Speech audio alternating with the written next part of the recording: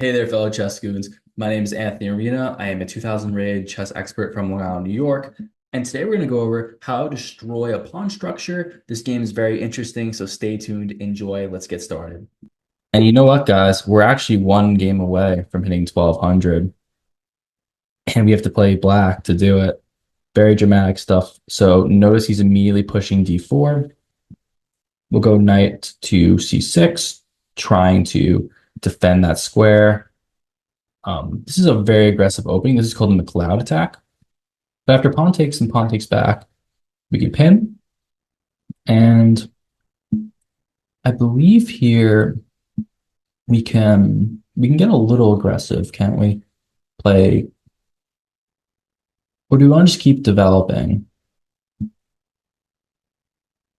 Taking advantage of the pin, taking advantage of the knight on f6, and just continuing to develop.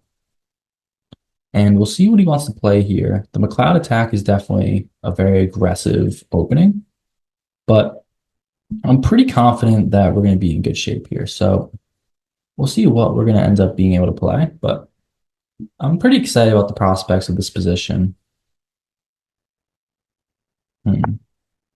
Pushes. Um, 95. Looking to add the pressure. And maybe bishop takes. Okay, so he's going ahead and he's adding his knight to the attack. Would queen h4 make sense here? Or better yet, knight takes, but then queen takes is kind of bad. Queen h4 is interesting. Queen h4 is interesting. It adds an extra attacker to d4. And I think if knight takes, but maybe knight takes here instead, then pawn takes back. Yeah. We're just trying to create as many tactics as possible, attacking as many squares as possible. And then we'll castle eventually. And this knight is sort of hanging. I mean, it's not really attacked, but there's nothing defending it. And we're going to have to be very careful not to lose it. If you play something like a3, for example, I believe we would be kind of forced to take back. I think we keep this knight, if anything, even though it's a little trapped. Knight takes, pawn takes, we got back up anyway, and then pawn in here. I wouldn't mind adding extra pressure to d4 as well, but we will see. Okay. He does push. Knight takes, pawn takes, weakness. But I don't want him developing his piece either. What if just back up? And then if I back up and then this piece comes into play, takes, well, no, takes, and maybe we can overload. What if knight just takes? And then there's also knight takes here. Bishop takes? I really like the idea of sacrificing the knight for the two pawns, and then, but no, because this bishop can always just come in front. I don't love that very much.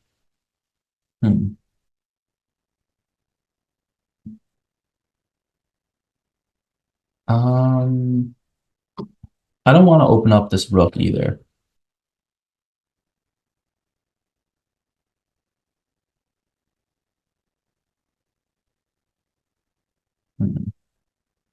We'll castle. We'll see if he wants to push our knights around a little bit.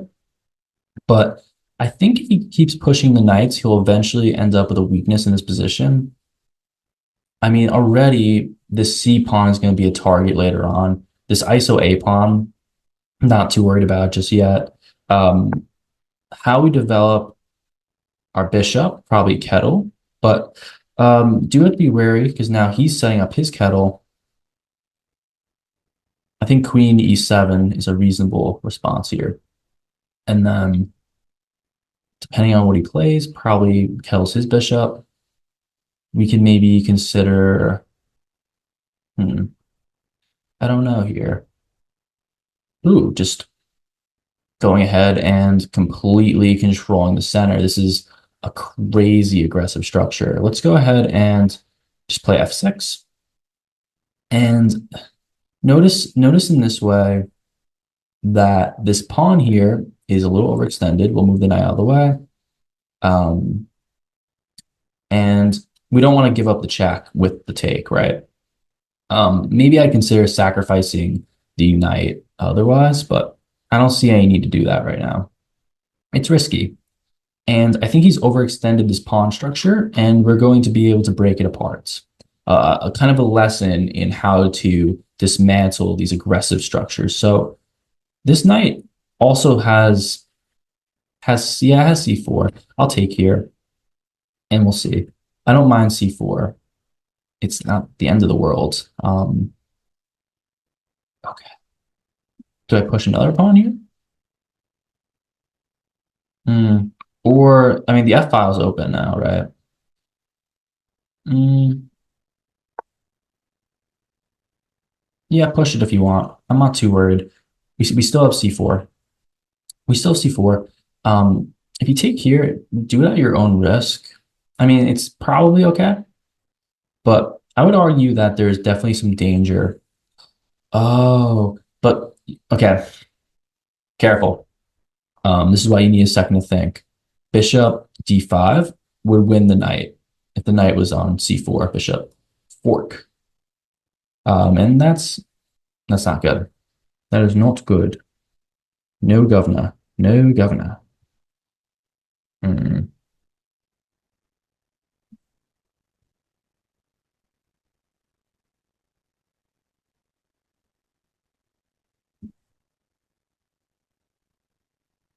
Mm.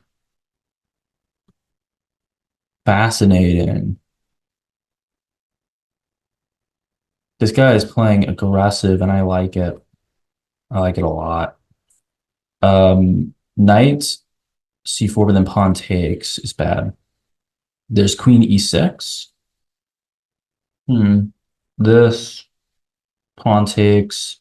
This rook. No, no, no. Here, here, here. Uh-uh. Here, here. Eventually here. But where'd I go after? Mm, this is fascinating. Maybe I gotta be a little careful here. Maybe okay, attack the bishop. If pawn takes, pawn just takes back. But then bishop e6, right? Bishop e6 would save that position. It's not that bad. Um, it also develops our piece. Yeah. This is scary. Can't underestimate these 1200s. They have reasonable attacking ideas. We'll see. There's a couple of tactics. So bishop d5, forking the knight and the king. Pawn takes, attacking the queen, and reasonable. We'll take. Okay, so take, queen takes, pawn takes, queen takes, queen, knight takes, pawn takes. Not great. Okay, pawn takes still doesn't work though. That's the thing. Pawn takes still does not work. Bishop e6 is interesting.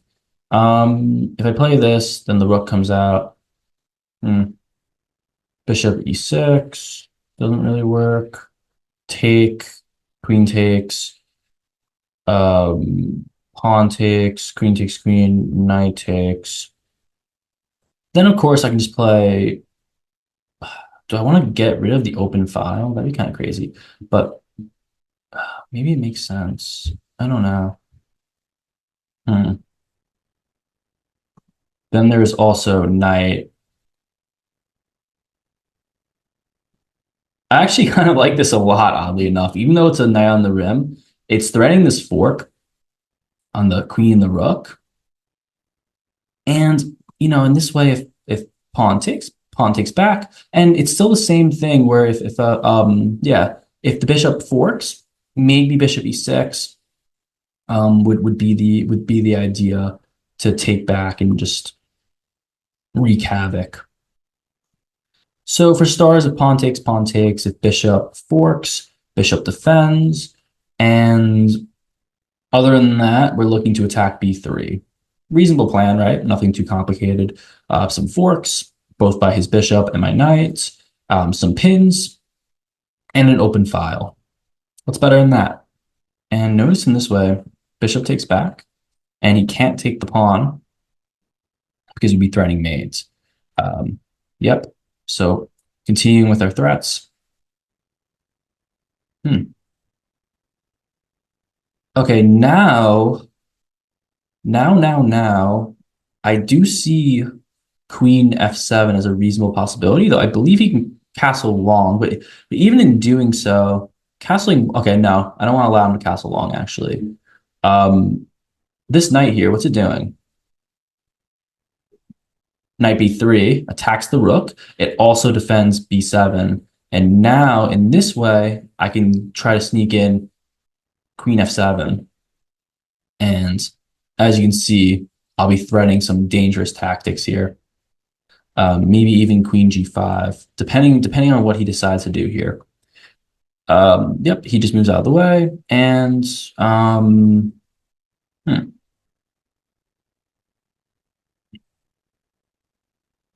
Queen f7. You can't put the rook in front. We're blocking off this escape square. The knight can come in, but then g5.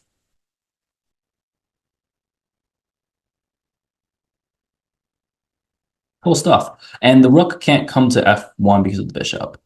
And the knight would not be hanging because the queen's defending the knight.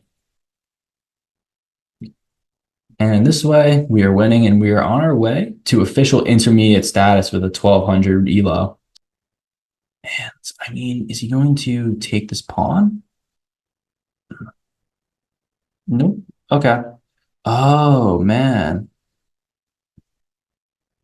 Check this out, guys. Drop a subscription just for this move, please. Oh my God. Okay. Queen F1, knight, bishop, rook, mate.